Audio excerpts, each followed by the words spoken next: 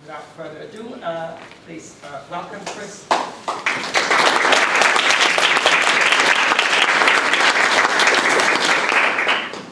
Thank you all very much for coming. Thank you, Nico, for the introduction, and the Department of Comparative Literature for hosting me. I'm very excited to be here. Today, and only today, I have a proposition for you, which is that the Swindle story is a useful category of genre. So today I thought I would keep things relatively simple and trying to lay out what I see as being a few of the key features of this genre, some of its characteristics, based on a comparison of three collections of Swindle stories from China, England, and the United States. So they are Zhang Yingyu's A New Book for Foiling Swindles Based on Worldly Experience, which was published in the southern province of Fujian in 1617. Richard King, Esquire's The New Cheats of London Exposed, which was published in Manchester, England, around the year 1800. And P.T. Barnum's The Humbugs of the World, an account of humbugs, delusions, impositions, quackeries, deceits, and deceivers, generally in all ages, which was published in London and New York in 1866. I should mention that all three of these books, should you be curious to read them yourself, are available free online.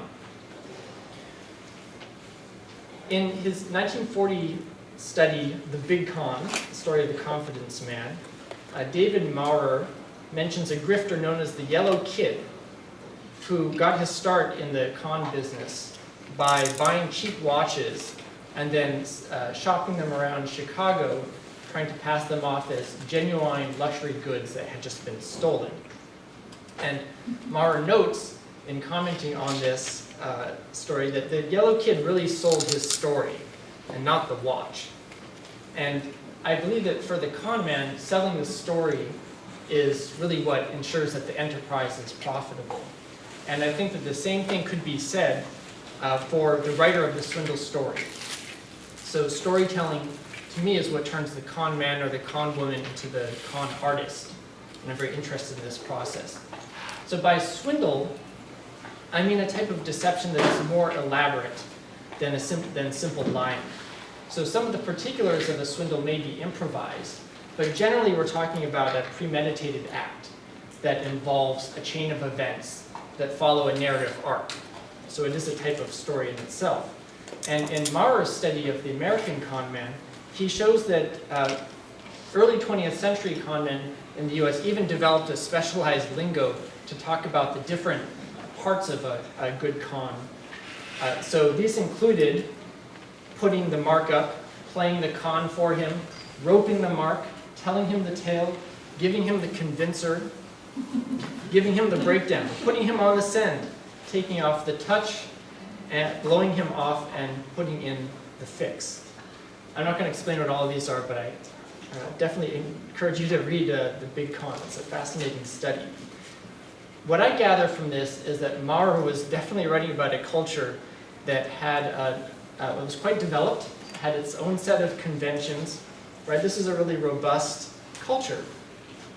And one of the things that came through in reading this is that swindlers rope their marks by telling them a story.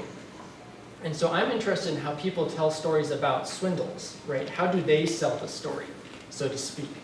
So the literature of swindles is vast, right? From myth and folklore to well-known literary classics, innumerable works deal with the theme of deception. And I'd say a significant subset of these deal with a type of elaborate, premeditated ruse that is the focus of these swindle stories. Fraud has also attracted a wide array of scholarship. And I think swindle stories and swindle story collections are important, partly because they've been popular in their own right. I think we have significant evidence of this. And they've also served as source and inspiration for major works of literature. So comparing works from three different places and eras does require taking into account a number of variables, and I'll talk about some of these. But my main goal today is to identify some of their similarities. These collections invoking swindles, scams, cheats, humbugs, All three of them tell stories of deliberate deception for gain. And I think we can also detect patterns in the narrative structure and motif, as well as the packaging, right? How the compilers of these stories present and interpret these stories in their own voice. So today I'll mention just a few of these. And typical disclaimer, my claims about this genre are limited to what I think can be deduced or interpreted from these three collections. So I've collected many other Swindle story collections, especially from China. So, Panorama of Swindles, Women's Swindles, Swindled Blind, each scam more remarkable than the last, which I like because it actually is completely plagiarized from an earlier Swindle story collection. So I've been trying to find these in different historical periods, and I hope if you know of some, you will share your own. I'd also mention that sometimes there's a real historical question when dealing with these types of stories of why, at this particular place, at this particular time, were people compiling so many stories about people being deceived and how to guard against this. So these are just a few. I don't translate all the titles here, but the classic for foiling swindlers, how to avoid being swindled. This is clearly a major concern in contemporary China, not just in the 17th century. So in China, we get a lot of these stories, but the Swindle story is not recognized as a discrete genre. But I think there's a good argument to be made that it could be. And I think these three collections that I'm talking about today will help us to see the storytelling impulses that are common to tales that may have no direct genealogical link. So, A New Book for Foiling Swindles is said to be China's first story collection of its kind. Very little is known about its author, Zhang Yingyu, except that he lived during the Wanli reign period of the Ming Dynasty, and he had connections to Fujian province and Zhejiang province. So the new book consists of 4 sections, or juan, and carries the longer title, A New Book for Foiling Swindles Based on Worldly Experience. The collection contains 88 stories, including 4 stories nested in commentaries, which Zhang divides into 24 sections by type of swindle. These include misdirection and theft, the bag drop, money changing, misrepresentation, false relations, brokers, enticement to gambling, showing off wealth, scheming for wealth, robbery, violence on boats, poetry, fake silver, government underlings, marriage, illicit passion, women kidnapping, corruption and education, monks and priests, alchemy, sorcery, and pandering. And one outstanding feature of this collection is that, with the exception of one story, all of the stories are followed by an authorial commentary, where he appraises the actions of the protagonists and adduces a moral lesson. The New Cheats of London Exposed, which was printed by A. Swindells in Manchester, carries the subtitle, Or the Frauds and Tricks of the Town Laid Open to Both Sexes, Being a Guard Against the Iniquitous Practices of That Metropolis. This is a 60-page city guide to the activities of some 30-odd types of character, including bawds and bullies, duffers, fortune-tellers, gamblers, gossips, hangers-on, jilts, intelligencers, Jew defaulters, lottery office gamekeepers, mock auctioneers, money droppers, ring droppers, pretended friends, procurers and procuresses, quacks, spongers, sharpers, swindlers, smugglers, whores, and so on. And it is a new edition of an earlier book by its author, Richard King, Esquire, which is probably why we have new in the title. So Richard King, as far as I know, is a relatively obscure figure, just like Zhang Yingyu. But P.T. Barnum was one of the most famous men of his day, a famous entertainer and showman. And Humbugs of the World followed shortly on the heels of his best-selling 1855 autobiography, and was published simultaneously in London and New York.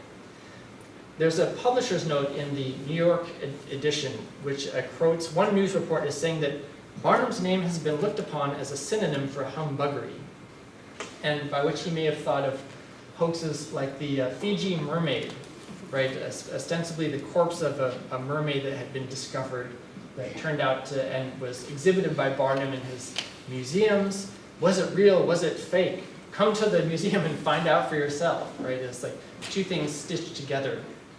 This is a hoax that was repeated in later years as well by other people, but it helped gain notoriety and business to Barnum. So this, the publisher even notes that this is Barnum's reputation as a humbug himself, but he assures us that Barnum is nothing of the sort. So this book was revised from a series of newspaper articles, and it includes 50 chapters divided into 7 sections: personal reminiscences, the spiritualists, trade and business impositions, money manias, medicines and quacks, hoaxes, ghosts and witchcrafts, adventurers, and religious humbugs. And most of the chapters, most of the sections contain more than one story. I should mention one quibble. Barnum says that he excludes from his collection so-called crimes and errant swindles from his cases of humbug, which he proceeds to define broadly as encompassing, though he doesn't use the word, bullshit, the land agent with his nice new maps and beautiful descriptions of distant scenery, the newspaper man with his immense circulation, the publisher with his great American novel, and so on. He includes that, lies, forgery, counterfeiting, hoaxes, and in something of a twist on the traditional folklore prejudice against doctors, placebos he considers to be a type of humbug. So he writes that humbug consists of putting on glittering appearances, outside show, novel expedients by which to suddenly arrest public attention and attract the public eye and ear. Barnum, I think with an eye to his own career and his reputation of a perpetrator of hoaxes like the Fiji mermaid one, argues that what distinguishes the humbug from the swindler is that the humbug may give good value, and the swindler does not. Right? He doesn't give people value for their money. So when we look at these 3 collections, some of the categories of ruses and perpetrators that they use are products of their time and place. So for example, Zhang Yinyu thought that eunuchs were lascivious kidnappers of young boys. He had very little good to say about monks and nuns who were idlers, bogus immortals who pretended they could fast forever, or they were, procuresses, or bogus alchemists. Late 18th century London had what Richard King called wagon hunters, who would lurk on the outskirts of the city, and when some country bumpkin comes in with his cart of goods, they would tip the wagon over and then make off with the goods. And Barnum scorned spiritualists and people, he also derided people who believed in spirit photography, right, where it looks like there's a person and there's a spirit hovering, a ghost hovering behind them. He said it was completely bogus. Right, it's just double exposure. Some of the other categories that we find in these collections are strikingly similar. So Richard King's sections on the money droppers or ring droppers are analogous to the bag drop swindle that we find in Zhang Yinyu's work. So if you pick up a bag or a valuable item on the road, you may find yourself accosted by the person who planted it there, and then comes up to you and demands part of the proceeds or some kind of consideration from you for what turns out to be a worthless item. King also gives examples of pretended friends. Zhang Yinyu includes 4 stories on false relations. Both King and Barnum describe mock auctioneers who put shills in the audience and try to inflate the perceived value of the good to get a better price. And all 3 collections have sections dealing with gamblers. Perhaps no surprise there. So what links these stories together? What are the patterns, not rules necessarily, but kind of the tendencies or impulses that we find in these very different contexts? Right? What would justify talking about them as a genre? First, as I mentioned earlier, is this explicit focus on premeditated deception for gain. And I would also add, against the will of the deceived. Right? If you go to a magician show, you are going to be willingly deceived. So, people will swindle for money, sex, and reputation. These are the most typical types of gain sought in these collections.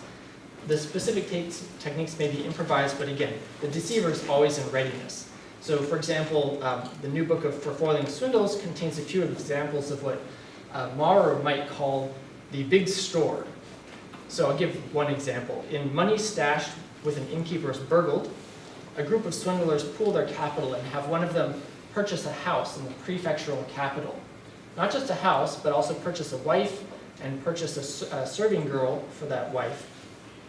And so this inn has all the he sets up as an inn with all the appearances of being a reputable family establishment. And this attracts rich students who come to sit for the provincial examinations, right? This is the route to a government post. Swindler number 2 from his gang then appears and presents himself as someone who has an in with the examiner. And for 1,000 ounces of silver will help these three guests at the inn, these exam hopefuls, to pass. The innkeeper, however, warns caution. He says, you really should not conduct this. They do get the money, but he says, you should not leave the money with this guy. Don't trust him. Put it in my strong house, my strong room in the back. And so they do that, and what ends up happening is that original swindler absconds with the money and abandons his inn and abandons this so-called family, right? It was all a front. It was all a big store. So this is a type of premeditation we see. Second, these swindle stories are presented as fact, right, not fiction.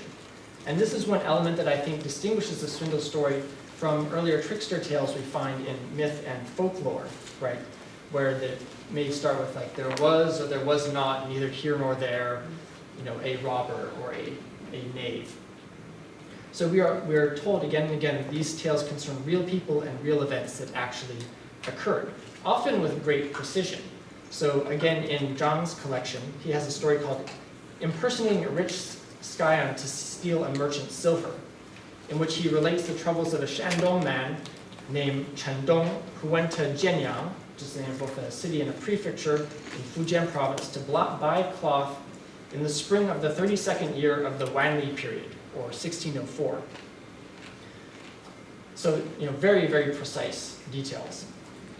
The stock scenarios that we see presented in New Cheats of London Exposed are said to have been based on personal experience or actual experience. So for example, of spongers, King says, the town swarms with these drones, and a country gentleman can hardly set his foot into it, but he is surrounded by them. I have often beheld with surprise several of them stalking before a country gentleman and crowding themselves into all company and business with him, sucking and sponging upon him, and in a literal sense, eating him up alive. These you may know by the description given of them, and if you retain the least ingenuity of temper, will doubtlessly treat them with the contempt that they deserve. So whether it's observed in person or presented as hearsay or gossip, or as passed down for ancient history, we're advised that these circumstances are reliable. And I think that this emphasis on truth is very interesting because on one hand, the implications may be somewhat divergent, right? They may heighten the sense of proximity and danger, like this is an imminent threat to you arriving in London. But they also may inspire a type of condescension, right? You now possess superior knowledge to these poor fools who are duped. The facts of the case also are often highly dubious. So, and you can tell from some textual evidence and intertextual evidence that Zhang Yingyu, for example, borrowed from stories from other sources, right? And the truth conceit, I think, is also one of the inbuilt ironies of this genre, in that these collections all warn us not to be naive, but at the same time they ask for our trust. So they really speak to a credible reader of sorts. A third thing is that these stories build suspense not around who will do what to whom, but rather how they will do it. So a swindle story typically makes it clear to the reader at the beginning who is the swindler and who is the mark, right? We don't have to worry about that identity question. And we also have an idea of what the mark may lose to the swindler. So if you could say that if like an Agatha Christie or a detective story is a whodunit, the swindle stories are like a howdunit. And the emphasis, I think, is really on technique, skill, and method. So, if you think of the board game Clue, sometimes there's, one of the parts of the puzzle is to figure out what tool was used, right? That Professor Plum used the candlestick to murder Colonel Mustard in the ballroom. But the overarching motif of the swindle story, I think, is really human ingenuity. So this includes both the ingenuity of the swindler, but also of what is often called the old hand, right? Someone who's kind of been around the block, streetwise, and the like, who matches the swindler in a battle for wits. And I think this focus on human agency, right, on technique, relegates fate to a very subsidiary role in these stories. So the New Cheats of London Exposed, for example, advises that if you hazard your money and bets with a sharper, as cheating is his inseparable qualification, you have not only blind chance to deal with, but such a combination of deceit, such a train of tricks and sleights linked together, that even good fortune is not sufficient to guard you against them.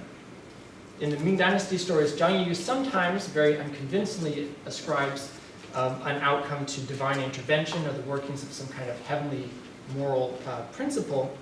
And in one case, he faults the swindler for having inferior technique and just having gotten lucky.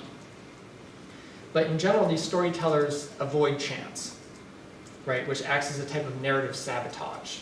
And it leaves the reader very kind of nonplussed that a resolution is not man-made. Right? A final thing that I would mention, and again, one could add to this list, is that the tone of these stories is often very knowing and evaluative, often culminating or in the spirit of expose. So the storyteller is always acquainted with the facts of this particular case, or these cases, and he relates both to entertain and to impart a kind of truth, like a general truth about how society works or the machinations of the human heart, often based on what he or she presents as proprietary information.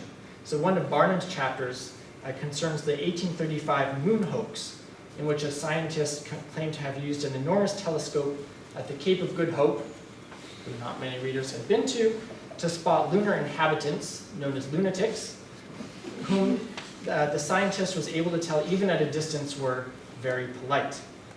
And Barnum recounts the surrounding media frenzy with this case with a kind of detached arch irony tone. He also praises himself for having rendered the inquiring reader no small service in talking about this most stupendous scientific imposition upon the public, because he tracked down a volume about this hoax that was out of print and would frustrate the most indefatigable book collector. So swindle stories tend to offer a type of insider information. And I think that the evaluative aspect is often expressed by presenting cases as cautionary tales with a moral lesson. Right? Narrators and commenters seldom refrain from making the injunction explicit at story's end, right, following the expose. So they offer this practical advice on how to identify and evade dishonest predators. They treat the reader, in other words, not just as credible, but also as malleable. Right? You could change this reader's mind, someone who's ready to receive wisdom. Or they flatter readers that they already possess this kind of superior worldly knowledge that the storyteller, him or herself, has. But even then, they tend to underscore the proximity of the threat dramatized in the story, warn against complacency and call for a type of heightened vigilance. And perhaps most importantly, they also pass judgment. They pass judgment on the performance of the swindler, of the dupe or the mark, and on the old hand, right? So I think some of the interests of these stories are like, was this swindle well conceived? Was it well executed? Did the people involved take appropriate precautions? Are the accounts of the stories told within them reliable? Just to give one more example, forged letters from the education intendant report an auspicious dream. Tells of a crook from the provincial capital of Fujian who exploits wishful thinking. So there's this group of people who have passed the provincial level examinations. They've gone to the capital to take the metropolitan examinations. Right? This is really your key to success. And this swindler partners with a local scholar, who hasn't made it very high up, to forge letters from the intendant to each family of these exam candidates, saying, his teacher had this dream in which he imagined that, your son passed with flying colors in the exam, right? Came in first. And so they would write letters, and they would go to each door and say, we have to go visit these other people, but that's just for show. Right, we don't want any of his other students to get jealous, but right, your son has made it. And so they get a gratuity or tip by sharing this news.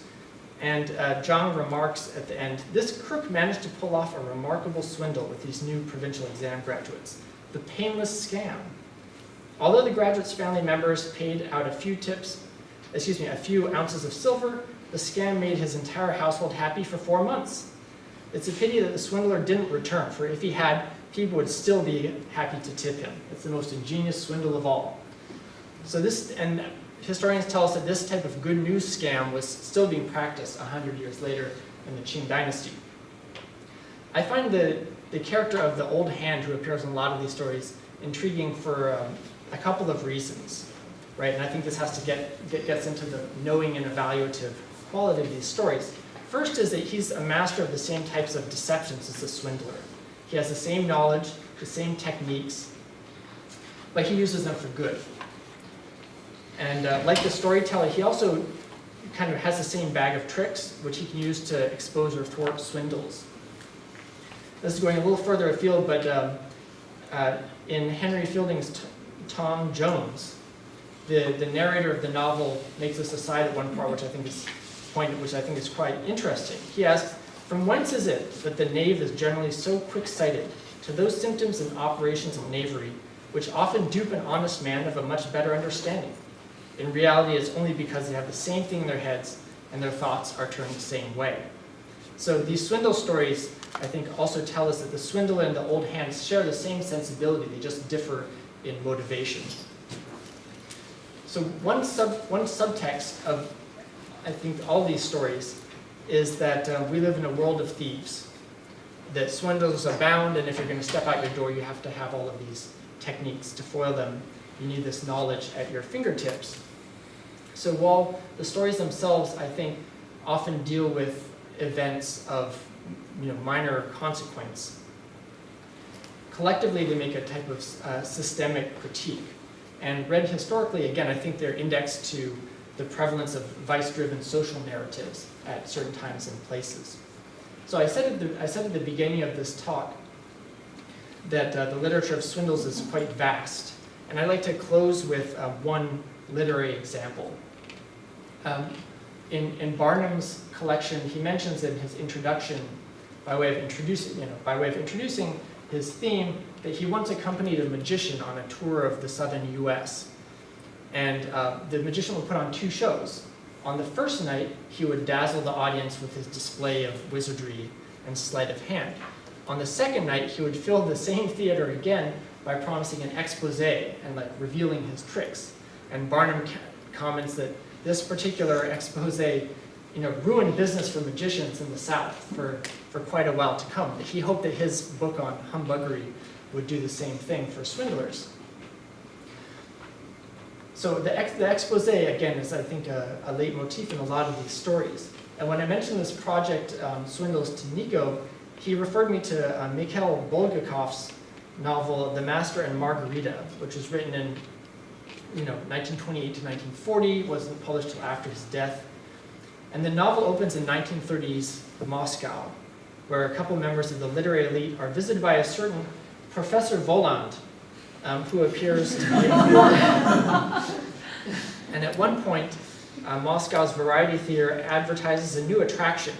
Professor Voland performs black magic with an expose in full. And the theater manager assures a skeptical colleague that the addition of this performance was a very shrewd move. The whole point is the expose. The professor and his 2 associates put on a stupefying performance, which ends with them bestowing Parisian shoes, dresses, and perfumes, these luxury items that they just materialized out of thin air, upon all of the female members of the audience. Then one guest of honor at the performance stands up and demands the promised expose. Voland's assistant then responds by exposing this man, the chairman of the Acoustics Commission for the Moscow theaters, as having been having an affair with a third-rate actress and giving her plum parts. And then when all the women in the audience step out into the open air, onto the street, their new clothes all vanish. So the performance concludes with a kind of a double expose, and we later learn that Professor Voland is none other than that shapeshifter and swindler extraordinaire, Satan. So one implicit message of this story is that the devil anticipates your desires, right? And he will give you what you ask for, just not the way that you expect. So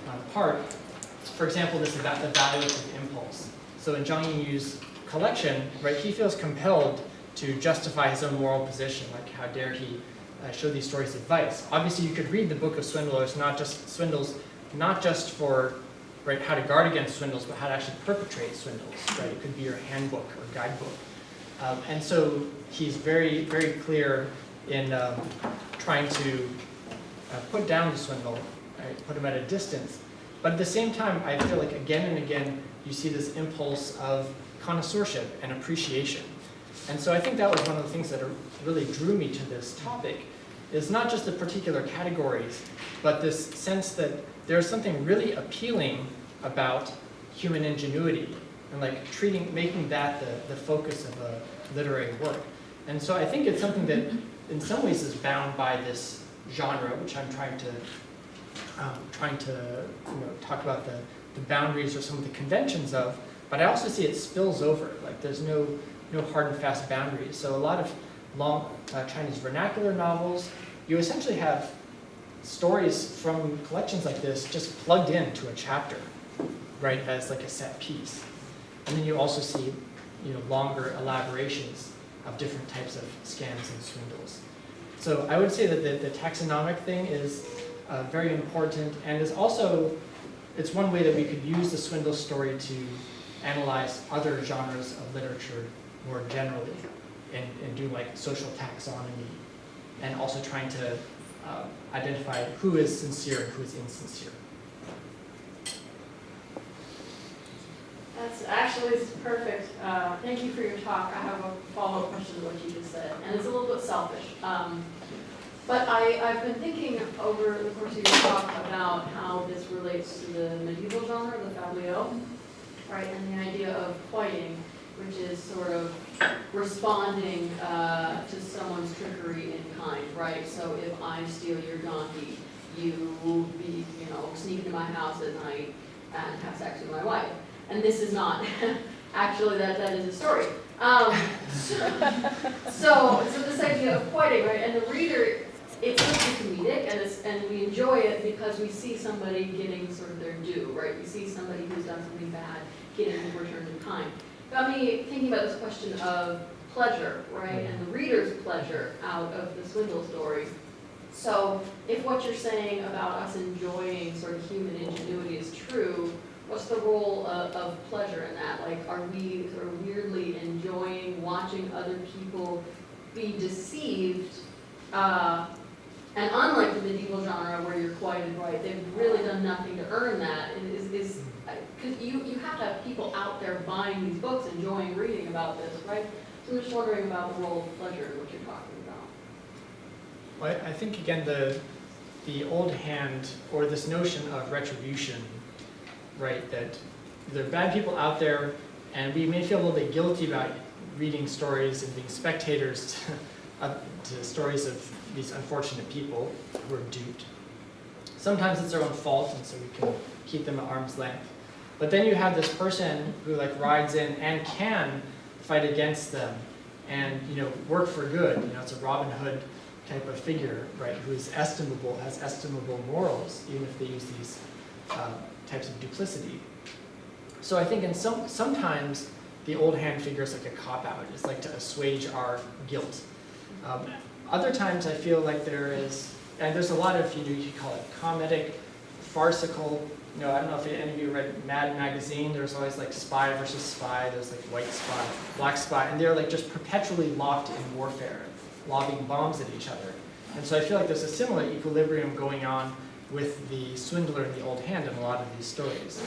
And that there is a huge satisfaction to be gained from seeing how it's going to turn out this time, right? Who's going to get the upper hand? But at a deeper level, I do think that these stories tap into a notion or a worldview that just suggests that these are ineradicable categories, right? You can use some kind of tactic to not lose anything yourself, but these are always going to be there with us. Right? That this is something that keeps coming back again and again. The names may change, they may differ in China than in England, but you have to watch out for this type of venality. and stuff. So it can be somewhat alarming, but these are also stories that I think try to do two things in kind of scaring you or putting you on the alert, but also providing you some comfort too. And so I think there's a type of pleasure in that, right? Stimulation, but also you'll be okay. I guess John, please. Can I ask you to try to do a little bit of the opposite of what the talk was doing, which is kind of build the genre up ahistorically or formally, and to think about what these disparate three different moments, I guess two of them are more similar than the other, but might have in common sociologically or reception-wise, to be a little bit more historicist with what you think these are doing in those particular moments, and is there a commonality between sort of, say, the audience that's implied by the text that you're dealing with? Particularly, I was interested in this question of morality and what seems like a kind of standard Confucian ending where you tell this kind of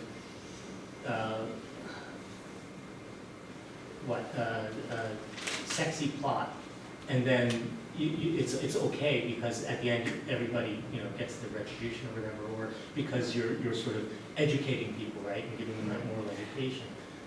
And at the same time, that this was printed by Swindle, right, or whatever, and it seems like it's speaking to similar sociological functions in those two moments. And I was wondering, is this something like, is it about the rise of a middle class that feels insecure, or that it might have something swindled away?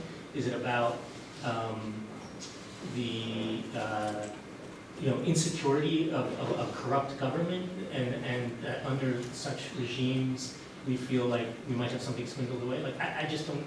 I want to hear more about the kind of social historical context of these. Well, I have a book for you. I hope. Yeah, I in this talk I'm kind of going against my natural impulses to be very historicist. And I have the same questions, like, were there certain conditions that made these stories really popular at certain times? So like we often hear that the late Ming was really corrupt, and checks and balances were breaking down, and there's a lot of bad behavior about. But then you also have this flourishing of vernacular literature and really entertaining tales. So it's like a heyday for good narrative fiction, including this type of Swindle story. And you also get similar things going on in like the first half of the 20th century, where there was this explosion of new types of fiction and storytelling, a lot of new stimulus, but also it was not a great time to live in Shanghai if you're worried about getting swindled. So I think that's one reason we see all these story collections in the 1920s. I'm going to skip over this example for 1 second, but this is one example that I would give. So there's a guy, a historian who studied counterfeiting in the US, who wrote an op-ed trying to address like why we're hearing so many stories about China. What are the implications, all these stories about China as being a place of fraud, right? Consumer product fraud, just running rampant, brand piracy, and the like. And he later also kind of doubled down on this, pairing with a prominent Chinese historian, and trying to create a parallel and say that actually we're seeing an echo of what happened in 19th century America happening in contemporary China, right? That a lot of the conditions, the economic conditions, migration to cities, really lax regulatory oversight is what created this culture. And I think there's a lot that can be got out of that type of parallel, a lot of insights. And so one thing I want to do in the bigger study is to try to identify a few moments when that was happening. But the first thing is to kind of collect the raw materials and then try to figure it out. But we see again and again this claim that like this now is the worst it's ever been, right? Things used to be better, but morals have degenerated, right? And it's hilarious to read this in like 1617, like 1920, 2014. It keeps coming back, and it's a very reductive way of looking at the world, which you notice really strongly when you look at all of these side by side. So that is one thing that I'm interested in. I'm interested in, for example, how new modern institutions enable new types of swindling. And when I was on sabbatical in Taipei, I was riding the subway to work at the Academia Sinica, and you see these anti-fraud advertisements by the Taipei Department of Labor, right, the municipal department, saying if you're looking for a job, watch out for these particular types of swindles, right? People will say that they want to give you a job, but actually they're trying to recruit students to get you to pay tuition, or they have some kind of Ponzi scheme, right? Or they just, are trying to prey on their sexual predators, or the like, or they want you to sell products for them, right? So they had like this category of different scams that were well known, and they're doing these public advisories. But I think there's other interesting stuff you can see even from just a subway ad like this. Like up on the top left, we have this Kung Fu Panda, hitting the word swindle, right? And Kung Fu Panda and this kind of Kung Fu characters, or we also have Sun Wukong, like the Monkey King, riding a gondola. That's like the Taipei Malcolm gondola. It's a tourist thing. But both the Monkey King and Kung Fu Panda are figures from the world of the rivers and lakes. This is like a murky realm outside of polite society where you have bandits and martial arts heroes, and it's hard to tell who's who, and it's all set against inns and tea houses and these places where nobody has roots. And so I feel they're still using a very, very old motif to interpret swindles. And so that's something you get in this Chinese context you may not get elsewhere, right? It's rooted in one motif, even if I'm sure these same scams appear in other places. Thank you very much for your talk. I have one question. I'm not sure that I understand why you would eliminate all trickster figures from mythologies, from the swindle stories. Now, some of them I understand why you would eliminate them, like Coyote and Native American myth, but there are a number of tricksters, especially in West Africa, like the Anansi spider stories, where it seems to me that would fit very well into sort of the paradigm that you're using. But it's a little bit different twist, perhaps, because a lot of the Anansi stories, Anansi takes advantage of people's piety, and then the people he ends up swindling people, but he also ends up swindling God, which is sort of interesting, right? He tricks God, but he's considered sort of a role model. Like, you too can challenge God, right? And so it's sort of a positive view, in a way, of the swindler, and saying all the rest of you people who fell for this, you're naive and you're idiots, and the swindler is actually the role model. I mean, do you see that in any of the stories where the swindler is actually considered to be, like you said, sometimes you're cheering in a way for the swindler because the other people are very naive. But in some of the West African myths, it's very explicit that you should be like the swindler and challenge God and challenge people's piety. And do you see some examples of that? Certainly. Yeah, for today I just wanted to limit the conclusions from these particular stories. And I do think that there is a continuum between the trickster and the swindler. I actually got into this project partly from looking at modern trickster figures, which I did feel like had this mythical side to them. And it's like, why bring a trickster figure back in 1920s Shanghai, like in this very modern cosmopolitan city? Like, what is the function of these figures? And part of it, I do think, is this wisdom that the tricksters and people who will dupe and use underhanded methods are always with us. I think there's also a type of reassurance that you can do this too, right? This could be you. You have a chance, right? Even to defy the gods or to beat the system, whatever the system may be. So there's the swindle stories. I think are much more caught up in this vice narrative. But despite themselves, they keep revealing, right, their estimation of these amazing, confidence artists. And so I do think it is a continuum. And I would not I would not say that they're like a completely separate thing. But I would say that for the Swindle story collections that I've looked at, they do claim like this is history, like this actually happened, right? This is a real person, real event that happened. It's not just set in some murky past. And I think they do that partly to emphasize a sense of proximity. So obviously mythical figures, supernatural figures can be proximate in a different way. So I think they are very, very close siblings. Well, what's interesting about Anansi is really not a magical figure. Okay. He has no magical powers when he does all this swindling. So it's sort of like anything that Anansi can do, you too can do. But Because he doesn't employ any supernatural powers to do this. okay. So that's sort of an interesting aspect of that the reader can, or the listener, I should say, can identify with Anansi in that way and say, hey, I could swindle God too. And the god kind of looking on will be deceived by whatever Right, actions are happening. and in you the won't get mundane realm. punished for it. Yeah, God doesn't punish for it, so. yeah. So I do think there's a sense of justice, like Mhm. back to that earlier question. That's part of the appeal of these stories. Right. Okay, thank you. Okay. I think if you might be looking for additional social settings, including some sense of urbanization, you might take a look at England in the 14th century, and especially Chaucer's partner. One thing I don't think that you've mentioned so far is the possibility of the swindler telling his own story.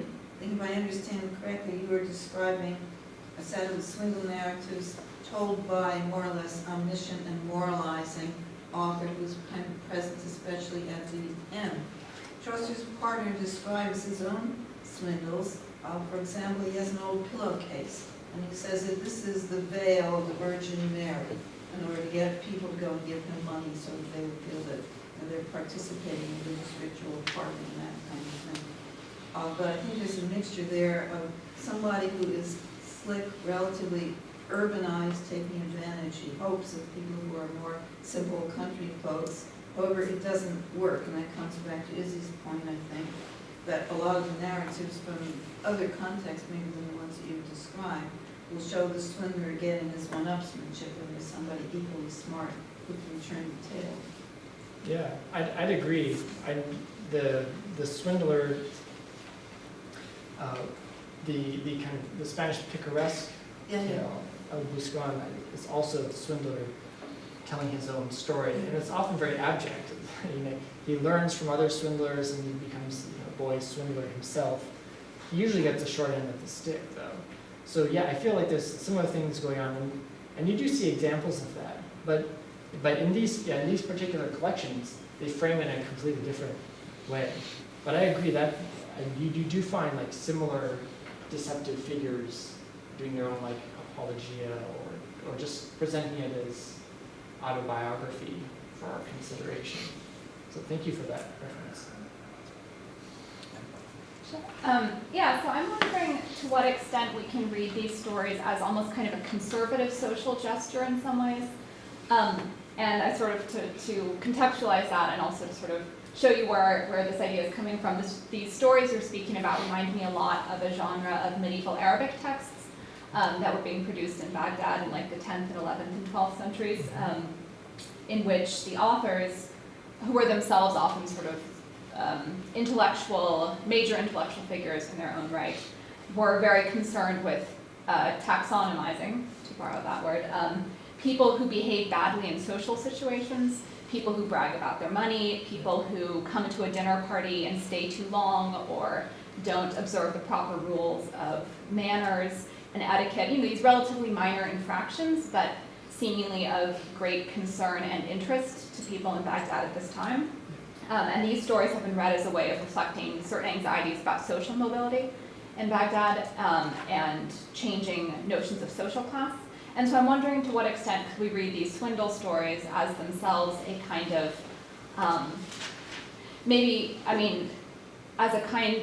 as a way of telling people, maybe instructing people who are, nice people or good people about how to avoid being taken advantage of by people who have sort of more street smarts than they do and are perhaps more lower class.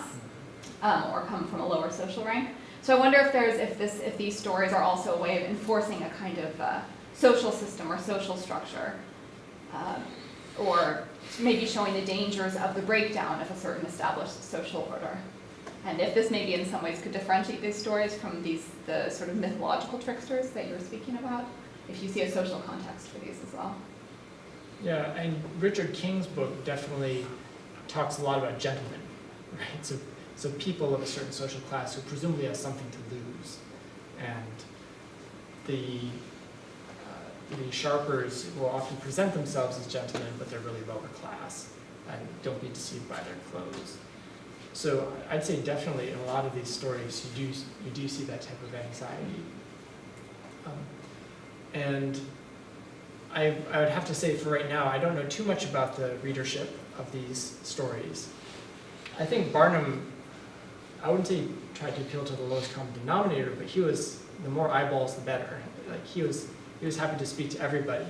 And some historians of 19th century America claim that this was a period where like experts were losing their authority, and it's like the common man who can decide what is real and what is bogus, and is like a better judge of value. So I feel like some of what he's aiming at may be more of that vernacular, whatever you want to call it, working class or something, idiom. But his writing is also highly, highly elusive. So he seems to, if not expect high degree of literacy in his public, certainly be providing them and filling them in on all kinds of religious lore and the like. So yeah, I think that there's often very palpable anxiety in these stories. And some of it's clearly about, for example, Zhang Yingyu's work, most of his target readership is definitely traveling merchants. There are some sex swindles, but mostly it's people stealing money from people on the road. And like you're carrying your silver, or you're carrying your bolts of cloth by boat from one province to another, and then this guy speaks with the same native accent as you, befriends you, and gets your confidence. And so sometimes it's not as clear. It's just suggesting like this is a really treacherous environment, and if you leave home, it's more like a geographical problem in some ways. Like if you leave hearth and home, then you are at risk, and you have to rely on your wits because you can't rely on your social network anymore. I'm afraid we're out of time, so please join me in thanking Mr. Roy.